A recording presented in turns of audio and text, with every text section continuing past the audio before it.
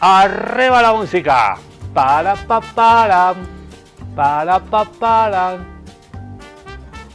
pa pa pam pam pam. Súbeme la música. Yo soy Ricardo Bajo Herreras y con el Vela Chao arranca un capítulo más de Contextos Salvajes. Parezco la Torre de Pisa, ¿no? Contextos Salvajes desde Pisa, Italia. Irán, mantenemos el dedo en el gatillo. Mantenemos el dedo en el gatillo. Hoy vamos a hablar de la verdad de Irán. Estás asustado, tu vida va en ello, pero alguien debe tirar del gatillo. Gran tema de barricada. La verdad de Irán, ¿por qué? ¿Por qué hoy vamos a hablar de la verdad de Irán? Porque escuchamos muchas veces a Donald Trump, escuchamos muchas veces a los líderes del norte global, pero ¿cuántas veces escuchamos de verdad, sin cortes, a los chinos, a los rusos, a los iraníes? Hoy tenemos una linda entrevista con el embajador de la República Islámica de Irán en México. El cuate se llama Abolfaz Pasandide. Abolfaz Pasandide. Van a perdonar mi farsi, que no es demasiado bueno. Alhamdulillah, alhamdulillah. Irán mantiene el dedo en el gatillo. Hoy jueves, son las 3 de la tarde, hace una hora y media, el Estado sionista de Israel ha dicho que sí, que la va a parar en el Líbano también. Después de el miércoles negro, ayer, más de 300 muertos, bombardearon prácticamente toda la capital del Líbano, Beirut. Ya no solo bombardean a los barrios chiitas en el sur de Beirut, no, bombardearon el centro, el norte, el este o el oeste. ¿Y por qué? No, es que los de Hezbollah ahora se están escondiendo en otros barrios. Y bueno, aplicando el método Gaza, volamos edificios enteros, asesinamos niños, asesinamos doctores, enfermeros, enfermeras, doctoritas, asesinamos todo lo que nos dé la gana con la excusa de que ahí vivía uno de Hezbollah. Bueno, hoy parece que el alto al fuego, mañana viernes, entre el viernes y el sábado empiezan las negociaciones en Islamabad, Pakistán. Y a pesar de que el alto al fuego también en el frente del Líbano se nombraba 14 veces en el plan de paz de Irán de los 10 puntos, Israel ayer lo desobedeció una vez más y ejecutó un bombardeo letal que ya se llama Miércoles Negro. Uno de los mayores bombardeos en un solo día que ha asesinado a 200, 300 personas. Hay mucha gente bajo los escombros, no solo Beirut, también otras ciudades como Tiro, también el sur del Líbano. Israel saboteando con bombas lo que todo el mundo está cruzando los dedos, este frágil acuerdo de paz, tregua, que ojalá se materialice este fin de semana. Hoy vamos a escuchar al embajador de Irán en México. La ha hecho la entrevista a Diego Rusarín, nuestro cuate compañero mexicano-brasileño. Pero antes, cerramos la editorial de Contextos Salvajes, nos actualizamos en lo que ha pasado hoy jueves y luego a partir de 1:15 hasta las 4 de la tarde, 2:30 de la noche en el reprise, escuchamos la verdad de Irán. Así arranca hoy Contextos Salvajes.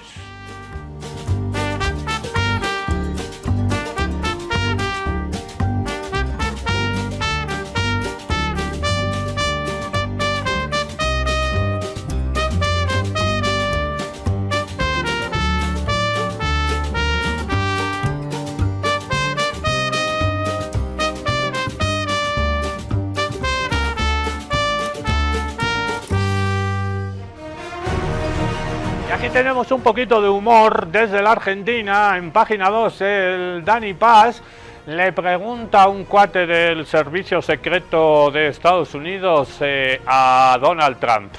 Le preguntan: ¿y cómo va, jefecito? ¿Cómo va, patroncito? ¿Cómo va el cambio de régimen? ¿Cómo va el cambio de régimen? Ya hemos conseguido el cambio de régimen en Irán. El objetivo de la guerra contra Irán era forzar un cambio de régimen, ¿no, jefecito? Sí, claro que sí. Y parece que está funcionando, ¿no? No me digas. Según los sondeos, en noviembre perdemos seguro. ¡Qué grande el Dani Paz! Agradecemos a los cuates de página 12. ¿Va a haber cambio de régimen? Sí, va a haber cambio de régimen. Va a haber cambio de régimen. Pero en Estados Unidos y probablemente en Israel también. ¿Y en el Líbano? ¿Cómo vamos en el Líbano? Ayer miércoles negro. En el Líbano, en Beirut.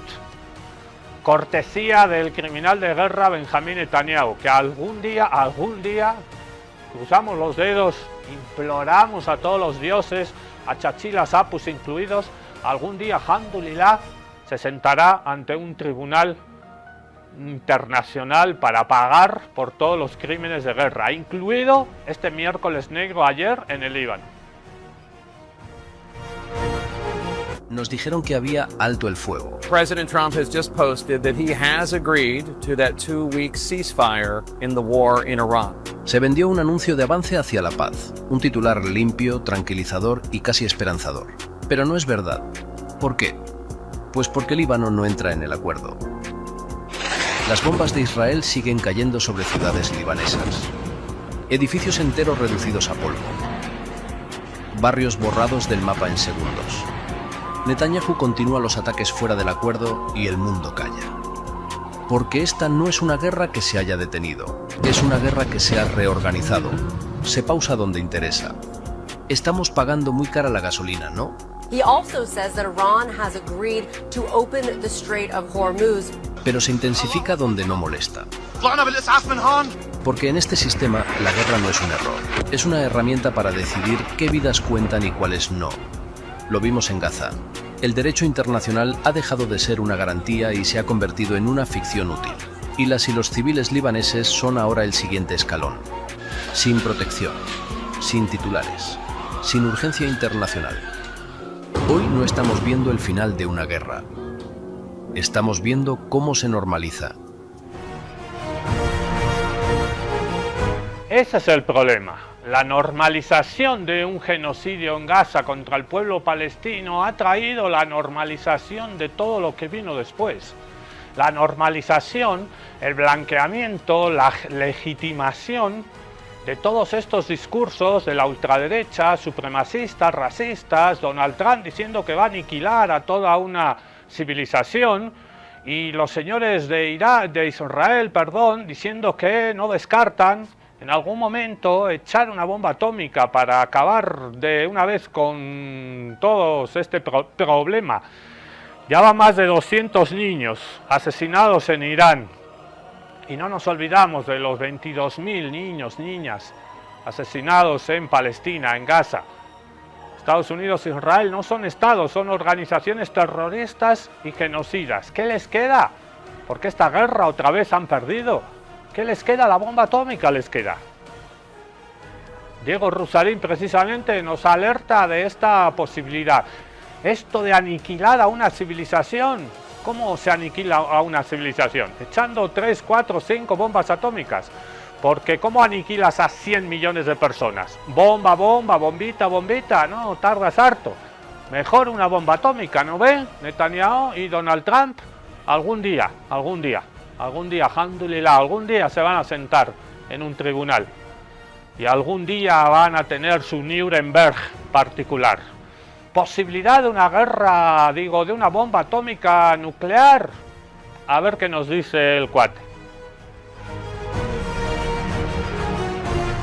Ahorita Estados Unidos e Israel están perdiendo la guerra como nadie había pensado que iban a perder esta guerra. Y ahora se están llevando una humillada terrible. Entonces, ¿qué podría pasar en estos próximos meses, ¿no? Estados Unidos ya tuvo que retirar 2 portaaviones de la región. Las incursiones que han tratado de hacer han sido un fracaso. ¿Y ahora qué alternativas le quedan a Estados Unidos? Un ataque por tierra. Es lo único probablemente en lo que sí estoy muy de acuerdo con el doctor Yang, que si Estados Unidos intenta hacer un ataque por tierra, van a tener que hacer reclutamiento de tropas. Y hacer reclutamiento de tropas implica una serie de cosas. Primero, una que ya hicieron, que es que aumentaron la edad permitida para que una persona sea militar de 35 a 42 años de edad. Esto ya es como una medida preventiva para ampliar la cantidad de gente que puede entrar al ejército estadounidense. Y la segunda cosa que es preocupante es que probablemente harían drafts. Drafts son los sorteos para participar del ejército de Estados Unidos. Pero para como es Estados Unidos, de la población adicta al fentanilo, con problemas de diabetes, de obesidad, de adicción, de depresión, de ansiedad, y de repente haces un sorteo donde los obligas a ir a la guerra,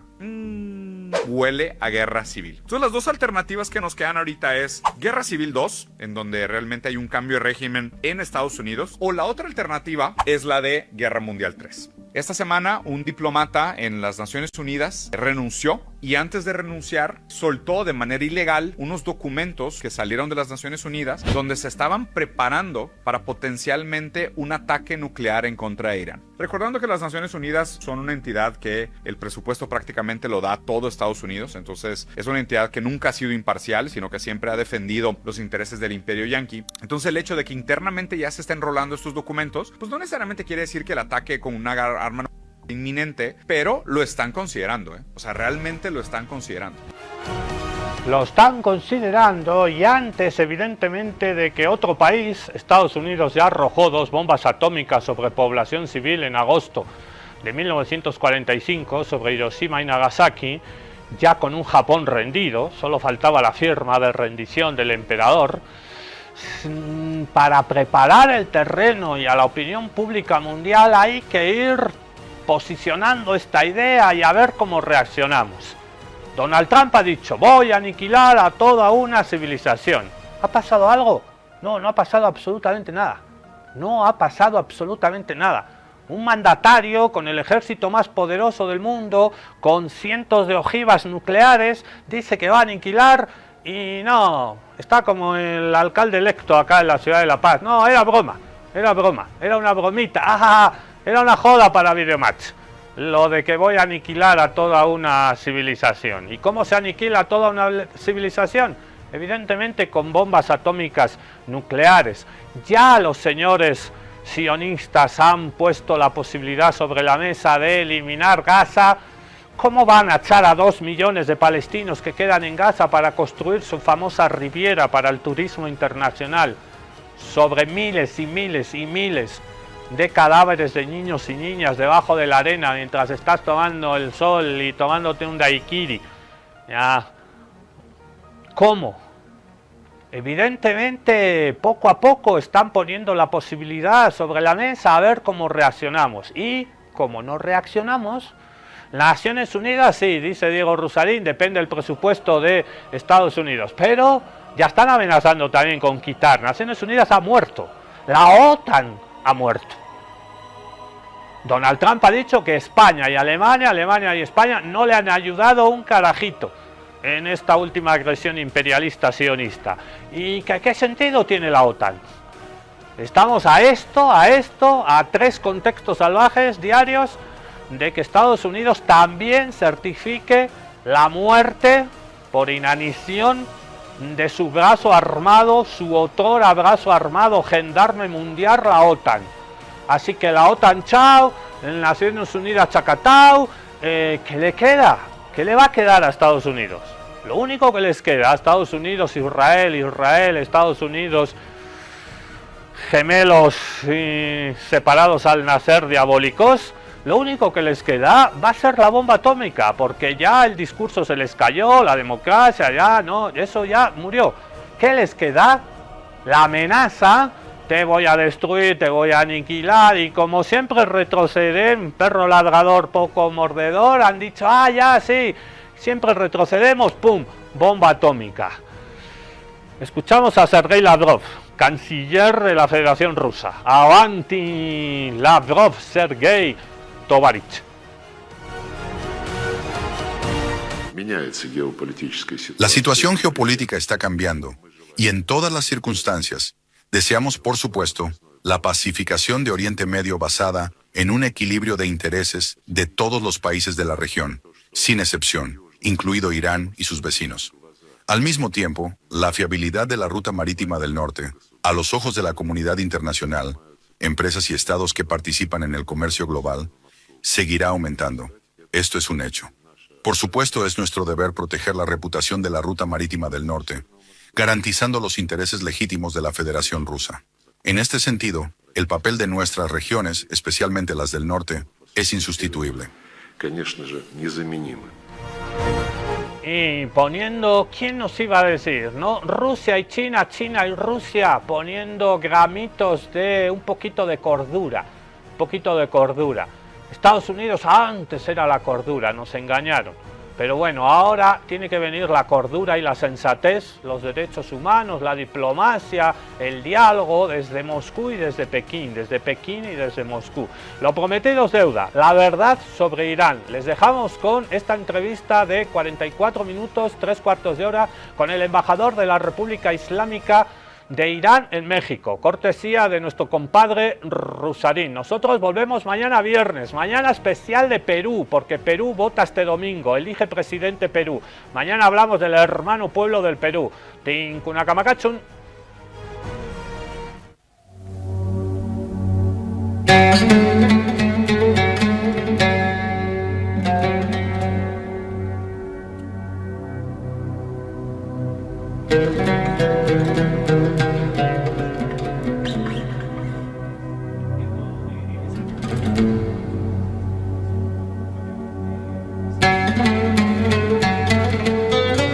Hola a todos, bienvenidos. Hoy tenemos una entrevista sumamente importante en un momento coyuntural fundamental de la historia que tenemos que entender, y para ello tuve el honor y tengo el espacio para platicar con el embajador de Irán en México, con quien estaremos realizando una entrevista hoy. Esta entrevista se llevará en su idioma natal, pero tendremos un traductor simultáneo en español para que la gente pueda acompañar y seguirnos en esta entrevista. Primero que nada, embajador, muy buenos días, un placer conocerlo, muchas gracias. Es un honor para mí poder conocer el día de hoy y bienvenido a su segunda casa. Gracias, muy amable. Mejor me gustaría empezar un poco con el contexto histórico, tanto del contexto histórico de la relación entre México e Irán, pero también un poco del contexto histórico del conflicto, de la agresión que está viviendo Irán hoy. Todo para que la gente entienda en dónde estamos, pero también cómo llegamos hasta este momento. La relación entre Irán y México tiene más de 124 años. El primer tratado se llama Tratado de Amistad y Comercio, que se firmó en el año 1902. Y gracias a Dios, hasta el día de hoy, con México hemos tenido una relación amistosa. Y esperemos que para el futuro también lo mismo siga siendo establecido. Sobre la historia de este conflicto, los problemas que nosotros tenemos con Estados Unidos ya tienen una fecha muy antigua, desde el año 1953. En ese tiempo, nuestro gobierno legítimo era el gobierno del Dr. Mossadegh, que con un golpe de Estado por parte de la CIA fue derrotado. El Dr. Mossadegh fue la persona que nacionalizó el petróleo en Irán. Y ese símbolo y ese acto que lo hizo, lo agarró desde el México por parte del presidente Lázaro Cárdenas. Estados Unidos hizo un golpe de Estado hacia nosotros. Y en el año 1979, Irán triunfó su revolución islámica. Y Mohammad Reza Pahlavi, que era el guardián de Estados Unidos en la región, perdió la potencia. Y desde ese entonces hasta ahorita, Estados Unidos sigue siendo el enemigo de nosotros y de nuestra nación. Si gusta, podemos mencionar algunos ejemplos de los actos que han hecho con nosotros. Sí, por favor, para tener contexto histórico. Motivaron al dictador Saddam Hussein para que atacara a Irán. En el año 1988 atacaron a un avión civil de nosotros. En lugar de pedir perdón de manera formal, le dieron una medalla al general de ese buque que había lanzado el misil en contra del avión. Por segundo, son algunas cuestiones de devolución de dineros y llevamos más de 47 años que están bloqueados por parte de ellos. Las sanciones, que los mismos estadounidenses los llaman sanciones para rendición, han puesto desde el año 1995, pero hoy en día son mucho más elevadas y amplias. Y cada vez que Irán ha dado un paso hacia adelante para tener una amistad con Estados Unidos, desafortunadamente siempre nos hemos enfrentado con engaños y agresiones. Como vemos muy bien y también está en la historia, Irán en las situaciones de Irak y Afganistán intervino mucho para que se haga paz en esa región, en esa parte. El presidente de nosotros en el año 2001 había hablado sobre los diálogos de la civilización y la cultura de la humanidad. Después de un año que él hizo y esa ponencia en las Naciones Unidas, nombraron a Irán como si es el diablo del mundo. Ellos específicamente tienen problema con la nación iraní, no con la República Islámica. Con su concepto de soberanía. Hay muchas cosas que me parecen muy interesantes. Digo, primero la comparación con la inspiración del proceso de nacionalizar el petróleo y lo que hizo Irán. Me parece bellísimo que la gente en México entienda ese proceso histórico y así entienda desde la empatía cómo también Irán fue víctima de ese acoso, dado los recursos naturales y demás. Para continuar la entrevista, embajador, me gustaría preguntarle, formalmente hablando, bajo el marco actual del derecho internacional, ¿cómo se debería de clasificar esta agresión de Estados Unidos en contra de la República Islámica de Irán? Los estadounidenses en esta escalada están haciendo una violencia de guerra. Atacaron y martirizaron al líder supremo de nosotros que estaba en su casa junto a su familia. Y este acto se hizo cuando nosotros estábamos en negociación con ellos. Esto demuestra engaño porque nosotros estábamos en negociaciones, pero de repente vemos que hacen una agresión y atacan a nosotros. Cuando usted ataca y asesina al líder supremo de un país, es porque está cerrando los caminos de las negociaciones. Y por segundo, atacaron a una escuela primaria de niñas y asesinaron a más de 168 niñas. Y por tercero, atacaron a las instalaciones petroleras de nosotros, que eso atrae una contaminación muy grande. Han atacado a nuestras ambulancias, a los hospitales, a instalaciones de urgencias de nuestro país y obviamente todo esto en el marco del derecho internacional, pues es ilegal. Y por último, han atacado a patrimonios culturales, a lugares históricos de Irán que incluso están registrados ante la UNESCO. Hasta el día de hoy han destruido a más de 53,000 casas. Si acumulamos todos estos puntos, Estados Unidos está haciendo una violación de guerra.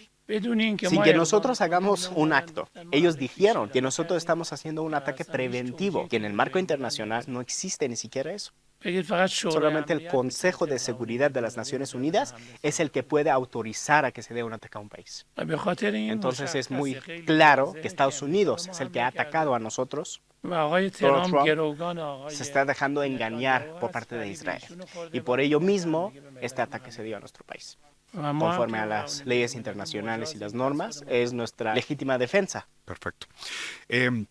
Se han instrumentalizado de forma muy propagandística 3 argumentos principales para justificar esta agresión por parte de Estados Unidos que ellos tratan de vender como un ataque preventivo.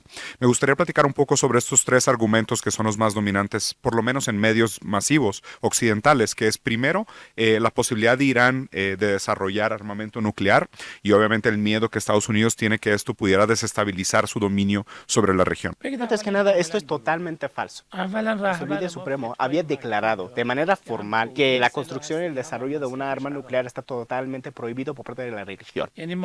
Porque al lanzar una bomba nuclear se destruye y se mata totalmente a cualquier ser vivo en el mundo.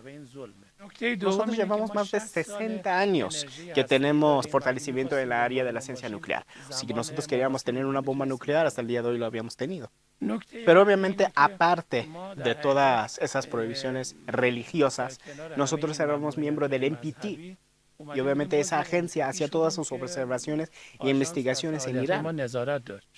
Todas las observaciones e investigaciones que hace esta agencia en el mundo, 1/3 de la mayoría de sus investigaciones es en Irán.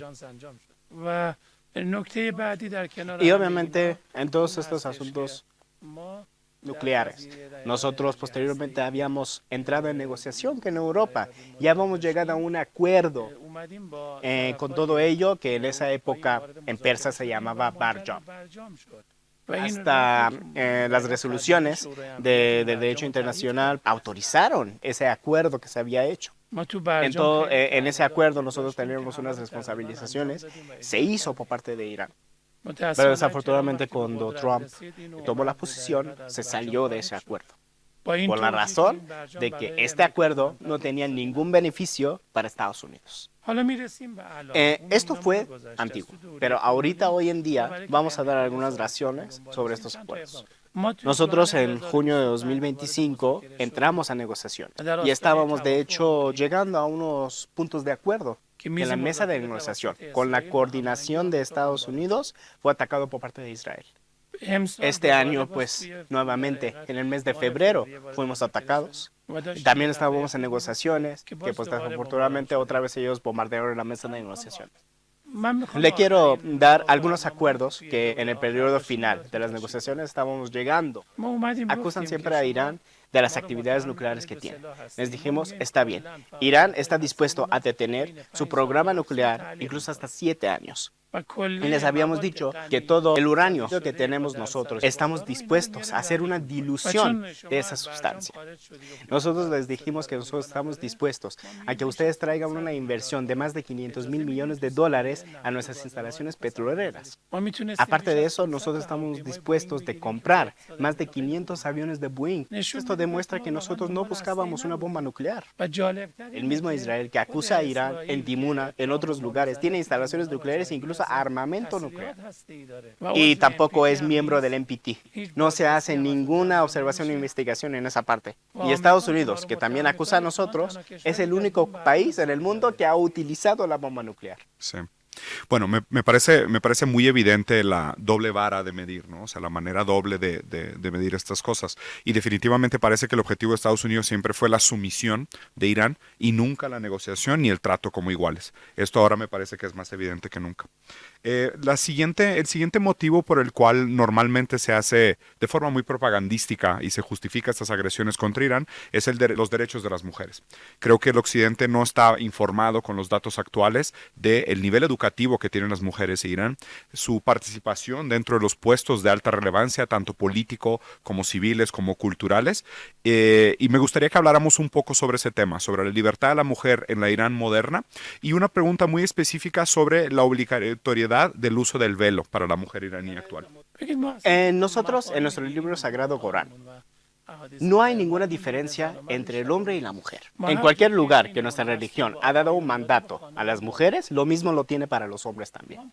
El Irán, después de la Revolución Islámica, nosotros hemos abierto mucho espacio. Más de 60% de los estudiantes en las universidades son mujeres. Muchas selecciones deportivas de nosotros que son de las mujeres, incluso han tenido triunfos en Asia.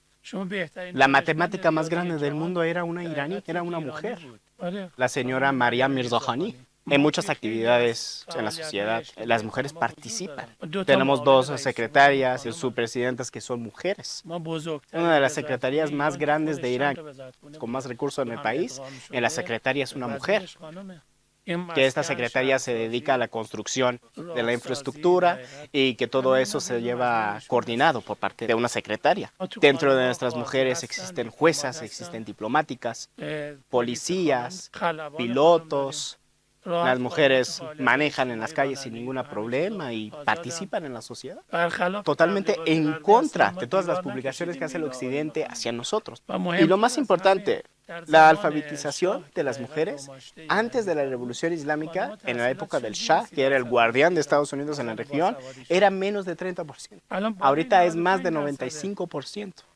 Entonces, si existe una sociedad de esta manera, ¿cómo puede ser que nosotros no respetemos el derecho de las mujeres? El hijab en las normas de Irán y en los códigos de Irán es obligatorio. Pero como vemos, ya llevamos como 2 años que se está ignorando. Y ahorita Teherán es lo mismo que las calles de Europa, no tiene ninguna diferencia. Muy bien. Ahora me gustaría hablar sobre el tercer factor propagandístico que se ha instrumentalizado como causante o motivo de esta agresión, que es el proceso de cambio de régimen, ¿no? Digo, además Estados Unidos siempre usa la palabra régimen de manera como difamatoria para acusar un modelo que no se adapte a la democracia liberal tradicional.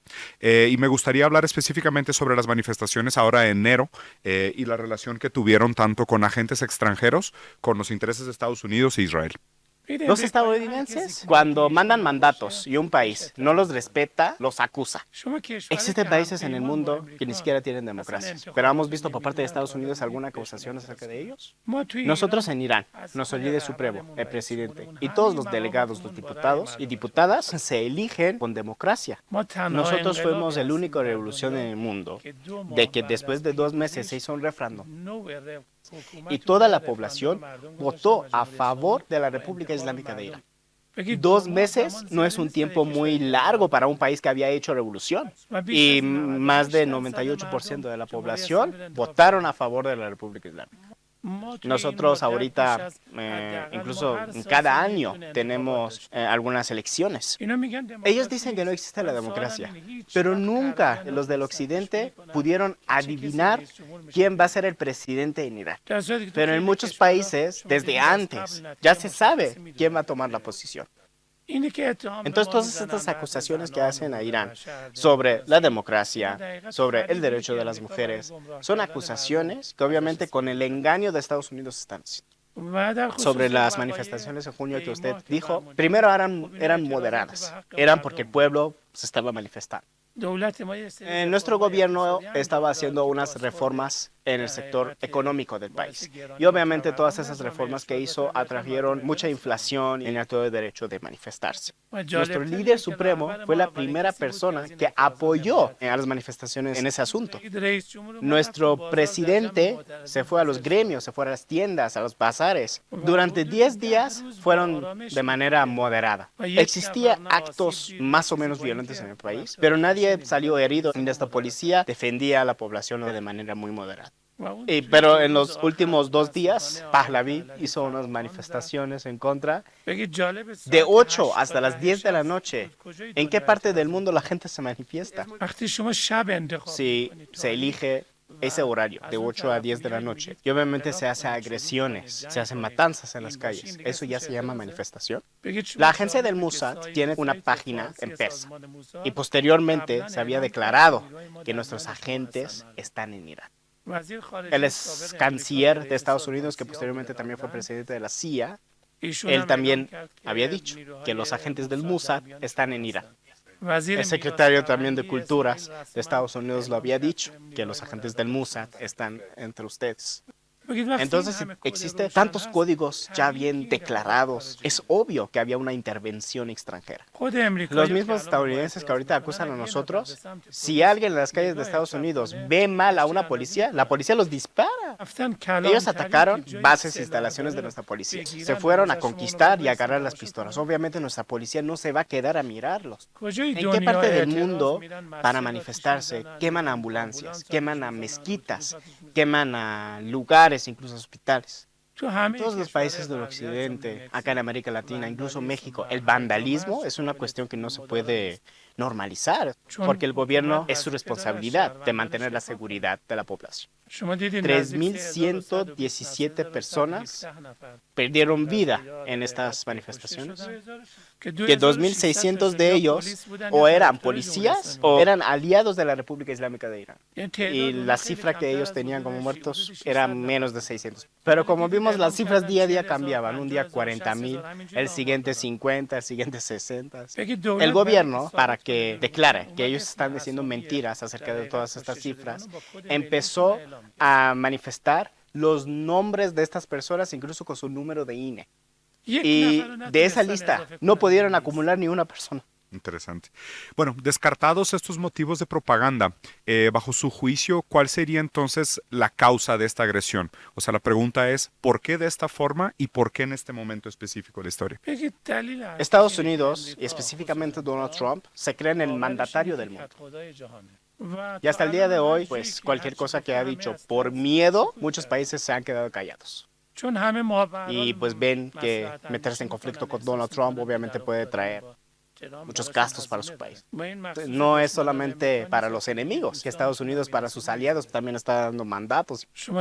Invitó a muchos líderes europeos, a presidentes europeos en la Casa Blanca y los sentó en un lugar pues que no se veía muy bien para un presidente.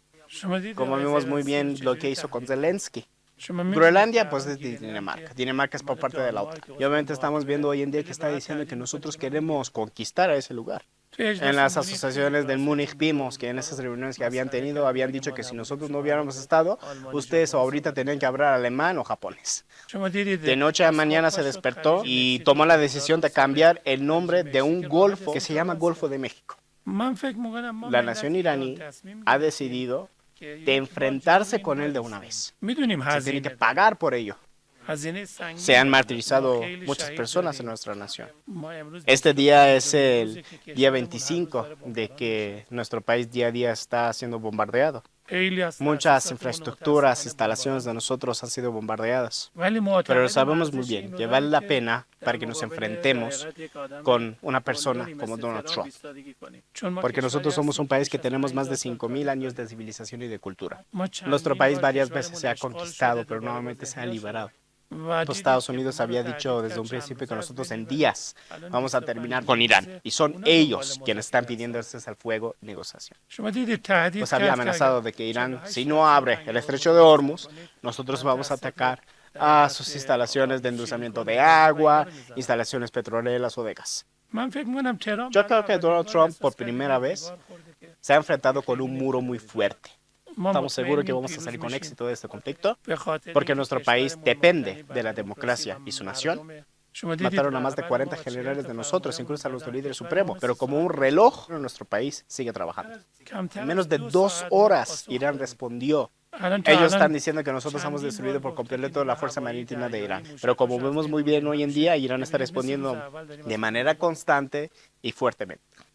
Desafortunadamente, nuestro enemigo es un poco medio raro los actos que hace, porque fueron ellos quienes corrieron de la región y después dijeron es que Irán está pidiendo cesar al fuego. Los mercados internacionales se estaban abriendo nuevamente en esa fecha. Estaban diciendo esa noticia falsa para que el mercado no caiga. Y obviamente ha dado 5 días de oportunidad, porque después de 5 días vamos a llegar al fin de semana y otra vez se va a cerrar el mercado. Claro. Un par de preguntas de seguimiento. Digo, primero me gustaría hacer un hincapié en la valentía y dignidad con la que ha respondido Irán, tanto militar como diplomáticamente. Y me gustaría que nos explicara un poco el trasfondo cultural y filosófico de este tipo de respuesta. Digo, claro que entiendo que el Imperio Persa es un imperio que tiene más de 5.000 años de historia, es muy distinto a estos países que son prácticamente adolescentes en la política y en su soberbia. Pero ¿cuáles son esos fundamentos filosóficos y culturales que preparan a Irán para dar este tipo de respuesta a este tipo de ataques? Tiene 2 razones. El primero es religioso y el segundo cultural. Esto también para México es un ejemplo que también consiste para México, porque México también es un país que tiene una cultura millonaria. Ojalá que nunca México tenga una guerra, pero estamos seguros que si un día pasa, todos los mexicanos van a salir a defender a su patria, que yo aplaudo mucho por ello. Le di este ejemplo para que se dé cuenta que nosotros también somos iguales que ustedes. Si nosotros nos enfrentamos con una agresión extranjera, dejamos detrás todo el radicalismo, nos unimos y nos enfrentamos hacia el enemigo extranjero. Como ven muy bien en Israel, todas las noches la gente está bajo de la tierra en los buques.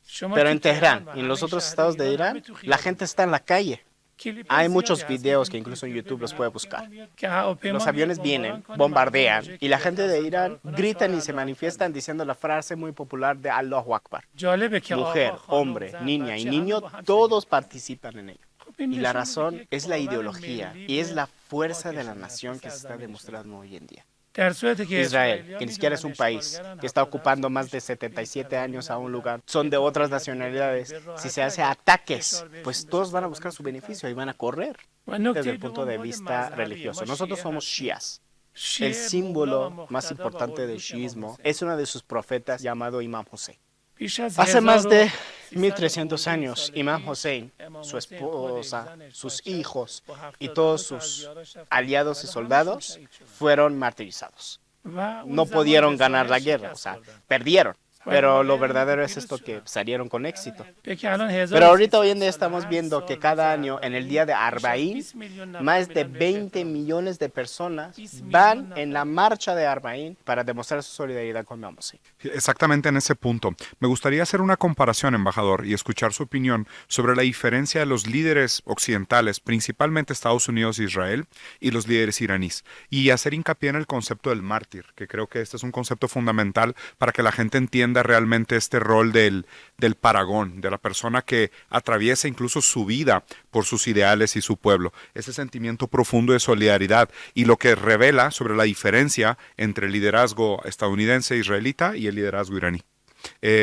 Es interesante porque la etimología de la palabra mártir tiene mucho que ver con dar testimonio a una verdad superior, ¿no? O sea, se habla de el mártir es aquel que tiene acceso a una verdad superior y bajo esa fe, esa creencia, esa convicción de la defensa de esta verdad superior está dispuesto a dar su vida. E inclusive también el concepto es que el mártir está dispuesto a dar su vida, a trascender en nombre de un colectivo mayor, de una creencia mayor, de un pueblo mayor, y del otro lado, al contrario, no es que los líderes den su vida por el pueblo, sino que quieren que el pueblo den su vida por ellos.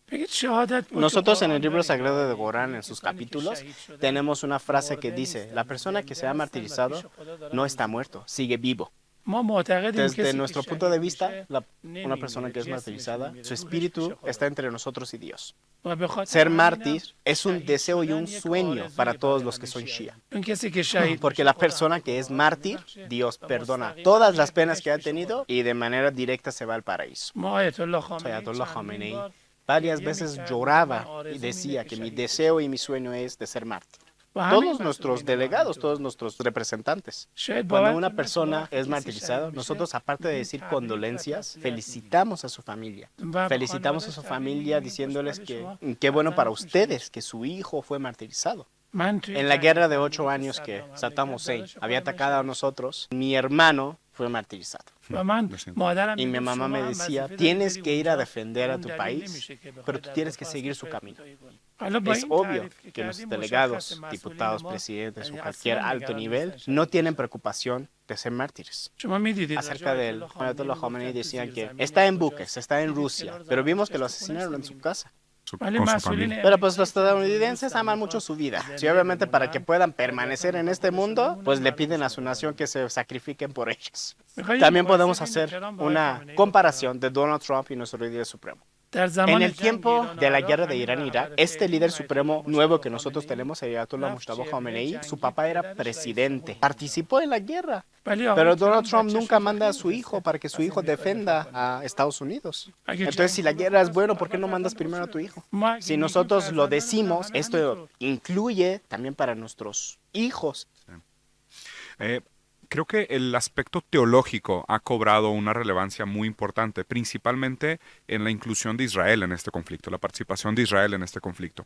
Y me parece muy interesante, me gustaría escuchar su opinión sobre la respuesta que dio Israel a la quema de las estatuas de Baal que se han dado alrededor del mundo como una protesta en contra de la clase epsteiniana. Y esto realmente cómo está vinculado al proyecto del Gran Israel. Existe una diferencia entre el sionismo y los judíos. Nosotros con los judíos no tenemos problema. En Asia, después de Israel, la población judía más grande vive en Irán. En Irán existen más de 100 sinagogos. Incluso tienen su delegado en el parlamento iraní. Pero el pensamiento y la ideología de los sionistas es una ideología racista. Ellos se ven el grupo étnico mejor del mundo. Y ellos dicen que desde el Nil hasta el Forot, que son 2 ríos, son de ellos totalmente. Entonces por ello mismo pues se les da el derecho de que puedan conquistar a cualquier país del mundo. Y pues hace un mes el embajador de Estados Unidos en Israel confirmó lo mismo. Y es obvio que si uno no se enfrenta a todo este pensamiento, van a ir avanzando los sionistas. Eso exactamente el fascismo que después de la Segunda Guerra Mundial lo están agarrando como herencia los sionistas de hoy en día. Muy interesante. Me gustaría escuchar su análisis referente a la actuación de Trump, o sea, al acto de Trump. ¿Es realmente Trump un actor motivado por causas individuales? Inclusive pudiera entenderse las causas del enriquecimiento directo de su familia. ¿O realmente Trump está actuando más bien los intereses del proyecto sionista en la región?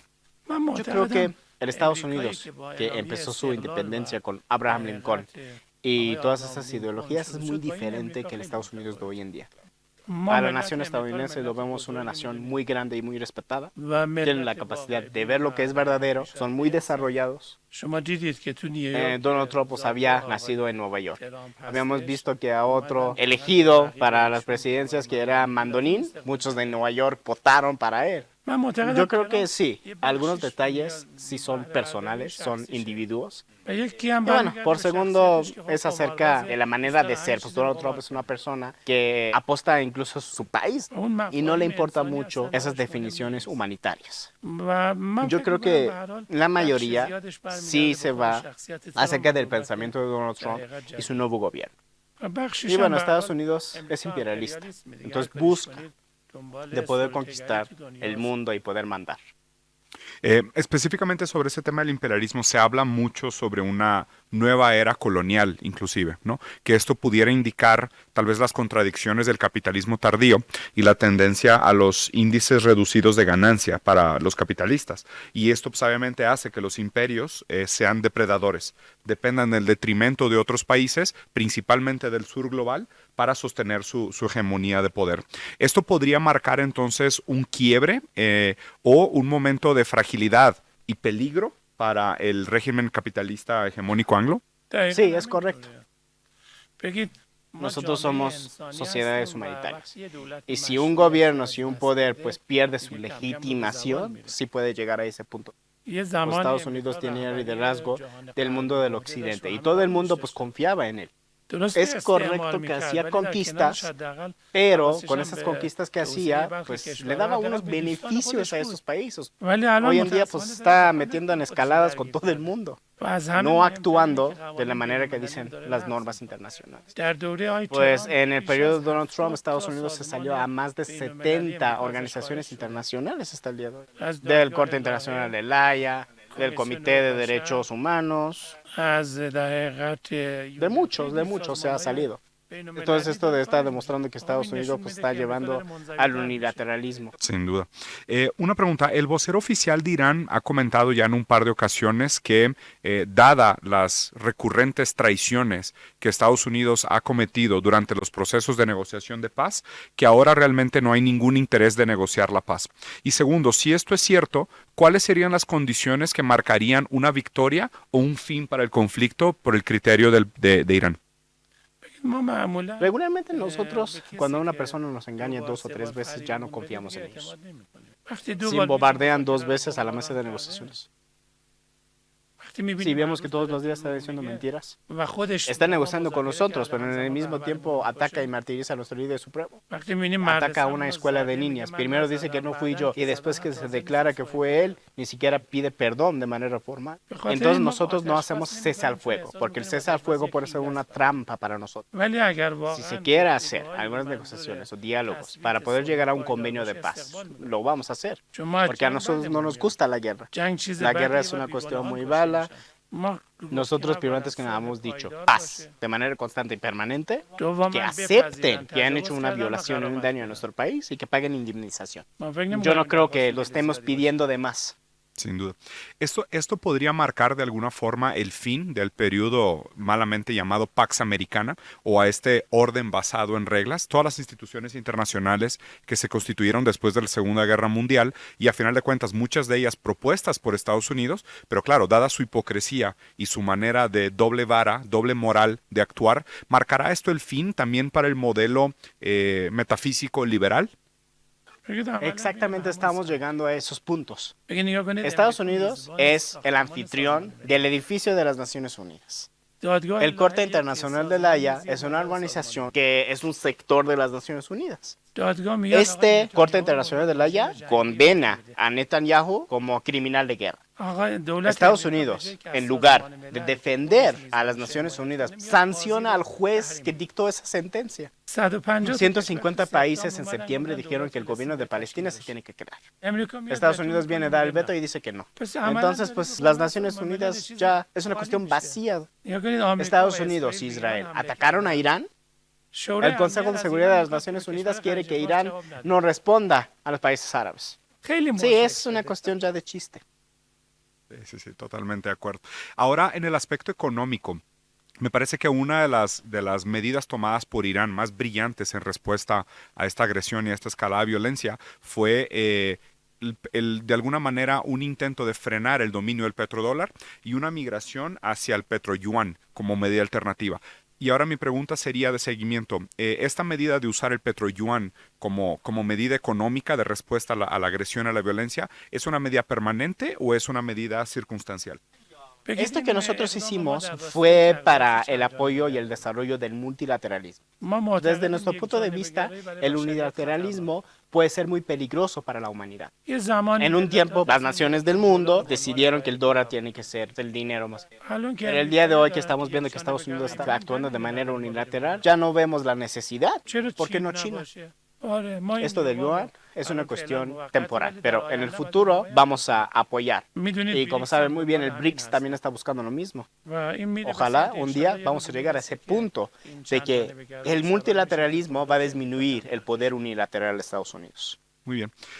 Siguiendo un poco, me gustaría hablar sobre la declaración que hizo Trump. Estoy muy de acuerdo que está muy alineada con la apertura de los mercados bursátiles en Estados Unidos, pero también se habla de que estos 5 días de tregua son los 5 días necesarios para mover potencialmente tropas terrestres a la región. ¿Cómo sería la respuesta? Y digo, entendiendo que Irán lleva décadas preparándose para este momento histórico, ¿cómo sería la respuesta de Irán dado una incursión terrestre? Los estadounidenses, cualquier cosa que pues pensemos, lo van a hacer. Y más que nada que pues en este periodo están pasando cuestiones extraordinarias. Pero nosotros estamos listos.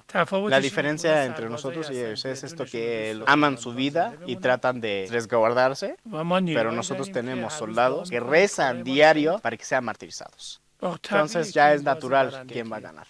Nosotros defendemos a nuestra patria, tenemos motivación, todos los armamentos que nosotros tenemos son independientes, están hechos por Irán y tenemos el apoyo de toda la población del mundo. Los estadounidenses ganan de meter temor a un país. Amenazó, nosotros respondimos con amenaza y él fue quien se fue atrás. Si actúa con la amenaza que ha hecho, vamos a enfrentarnos y nosotros vamos a responder también. Muy bien. Ahora hablando un poco de asuntos geopolíticos, me gustaría escuchar su interpretación de la relación actual que tiene Irán con China y con Rusia. Nosotros con China y Rusia tenemos relaciones estratégicas, hasta tenemos convenios de 25 años de colaboración. Nos apoyan mucho, colaboran mucho en muchos asuntos, demuestran una cara muy positiva en asuntos internacionales. Como no tenemos un convenio de defensa mutua, entonces no van a actuar de manera directa en esta guerra y no tienen responsabilidad de ello. Perfecto. Ahora hablando un poco sobre la región de Latinoamérica y también un poco sobre otros conflictos internacionales. ¿Qué opina sobre la acción que está teniendo Estados Unidos específicamente en el asedio contra la isla de Cuba? Y también un poco qué pudiera suceder para el fin o desenlace del conflicto de Ucrania y si esto también a lo mejor para China presenta una oportunidad para una avanzada o escalada en el asunto de Taiwán. Las situaciones internacionales pues son muy complicadas. Pero es natural que China cuando pueda pues lo va a hacer. Con estos actos que está haciendo Estados Unidos, China se va a dar la razón para poder hacer ese acto. La nación cubana es una nación con mucha fuerza y dignidad que se va a defender. Estos actos por parte de Estados Unidos son injustos. Han desconectado la luz, la electricidad de una nación. Pero yo creo que la población de América Latina están muy despiertos y conocen muy bien también a Estados Unidos. Estados Unidos hasta el día de hoy ha atacado a más de 30 países. Cuando Irán tiene 15 países y lleva más de 250 años que no ha atacado a ningún país.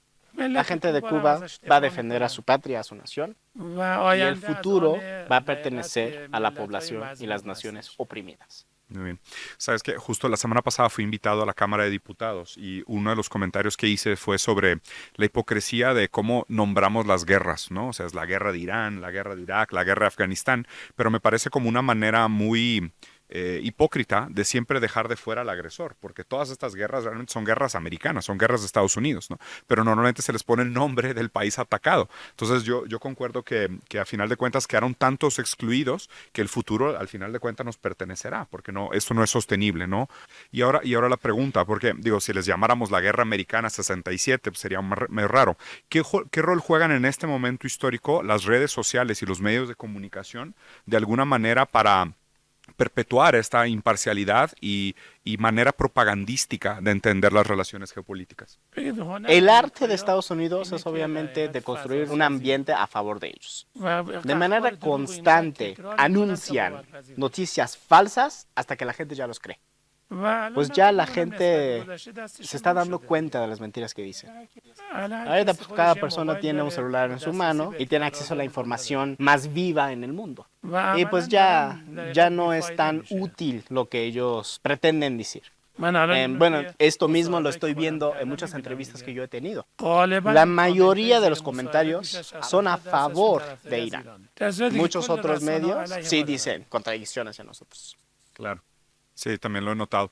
Últimas dos preguntas para terminar y de nuevo muchas gracias por su tiempo, embajador. Primero, me gustaría hablar sobre, bueno, ahora que viene la Copa del Mundo, para el mexicano y para nosotros en América del Sur el fútbol es algo muy importante y sabemos que la selección de Irán quedó seleccionada y participará potencialmente de la Copa del Mundo. Pero claro que viniendo a visitar un país agresor que no puede garantizar su seguridad, pues esto pone una situación muy tensa para la resolución de este conflicto. ¿Cómo pudiera solucionarse o qué alternativas tenemos en este momento para hacer justicia al lugar meriticio que tiene la selección de Irán en la Copa del Mundo? Nosotros esperamos, por parte de un país amigo de nosotros, México, que nos apoye mucho en este asunto. Nosotros pedimos a México que le reitere a FIFA que actúe con las normas que ellos mismos han puesto. Bueno, FIFA ha dado una nota a todos los países que son sede y anfitrión de que ellos tienen que responsabilizarse de la seguridad de ellos.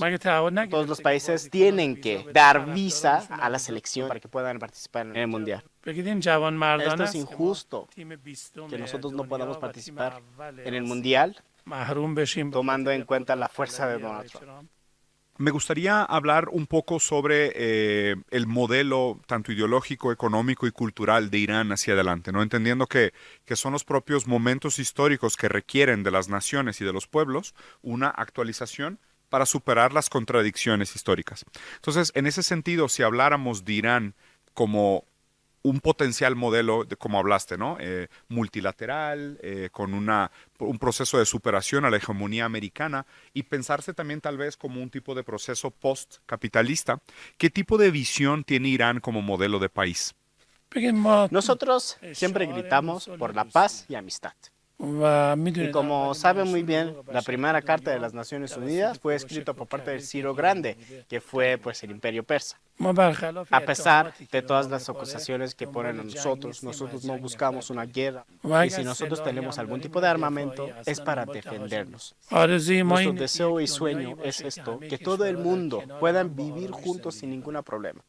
Desde nuestro punto de vista, ningún país es mejor que el otro. Como quiere nuestra nación y las otras naciones del mundo, tenemos que vivir.